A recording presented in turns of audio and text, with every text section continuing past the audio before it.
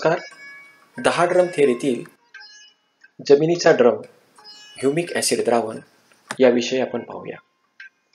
Humic acid द्रावणामुळे जमिनीतील सेंद्रिय कर्ब वाढतो. जमिनीतील उपयुक्त सूक्ष्मजीवांचे म्हणजेच उपयुक्त जीवाणूंचे प्रमाण वाढते. जमिनीचा pH संतुलित होतो आणि अन्नद्रव्यांची उपलब्धता वाढते.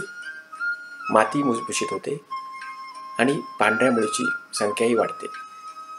हे ह्युमिक ॲसिड द्रावण आपण विम्लयुक्त खतांबरोबर दिल्यास चांगले फायदेशीर ठरते. हे तयार कसं करायचं?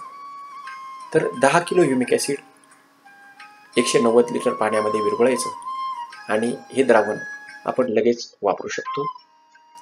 हे द्रावण ऊस, केळी, फळपिकं, भाजीपाला पिके, भात, तृणधान्य, कडधान्य या सर्व पिकांमध्ये फुले येण्याची अवस्था, पिकाच्या वाढीची अवस्था, फळनिर्मितीची अवस्था या सर्व अवस्थांमध्ये आपण हे वापरू शकतो.